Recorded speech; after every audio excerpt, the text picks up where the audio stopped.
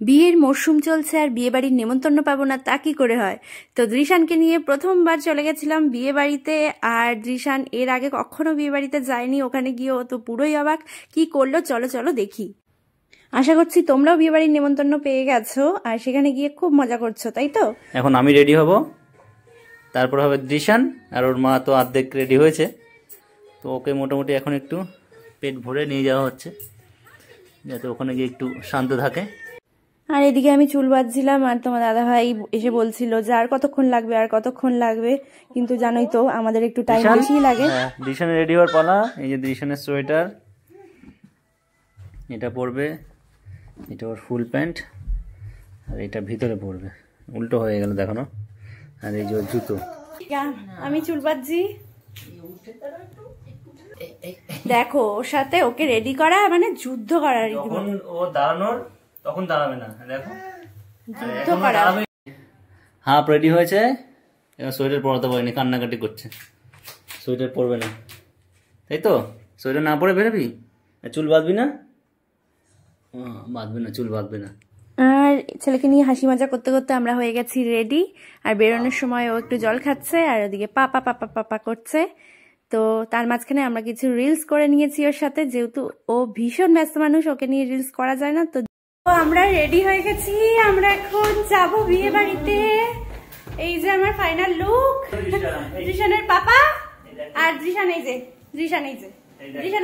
এখন খেলে যাচ্ছে।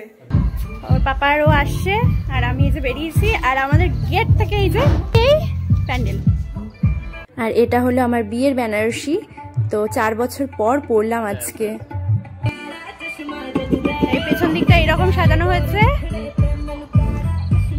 আর এই যে আমরা বেরোচ্ছি বাড়ি থেকে। এই দৃশানকে টুপি পরাও।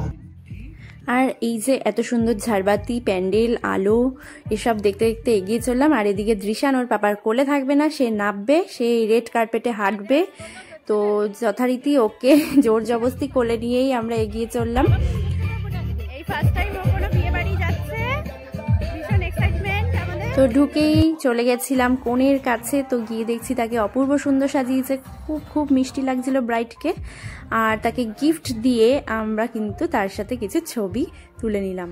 আর দৃশানকে নিয়েও কিছু ছবি তুলে নিয়েছিলাম আমরা। তারপরে চলে এলাম খাবারের স্টলে। এখানে প্রচুর খাবারের স্টল বসেছিল, তো খুব আনন্দ করে সেসব খেলাম।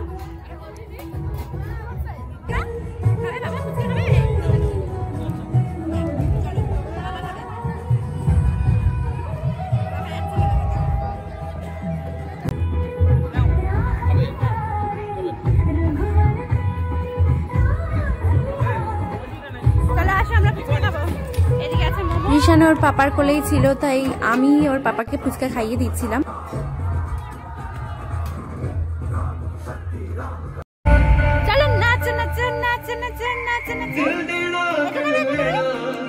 আর দৃশানকে ধরে রাখা যাচ্ছে না, ও হাঁটবেই এই রেড কার্পেটে, হাঁটবে না রীতিমতো দৌড়বে আর কি।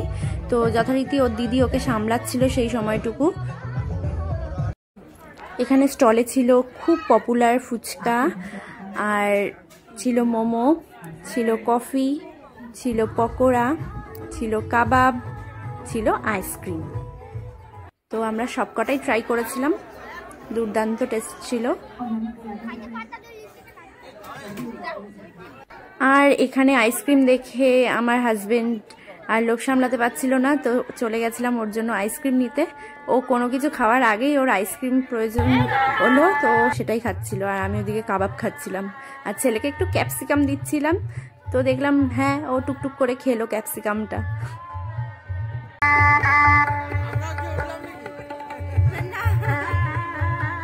যেহেতু বিয়েবাড়ির প্যান্ডেলটা খুব সুন্দর হয়েছিল, ওটা টোটালি রাস্তায় হয়েছিল, কিন্তু দেখে বোঝাই যাচ্ছিল না যে এটা একটা রাস্তায় হয়েছে।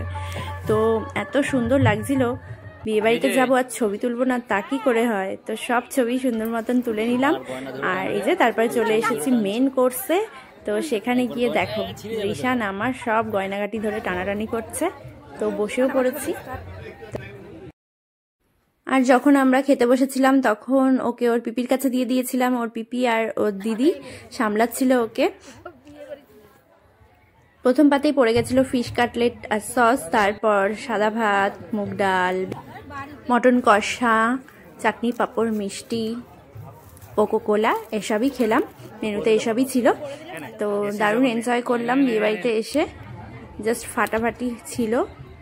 আর এই যে গ্রুমের সাথেও আমাদের দেখা হয়ে গেছিল। তো এই হচ্ছে আমাদের গ্রুম, খুব ভালো মানিয়েছে ওদের।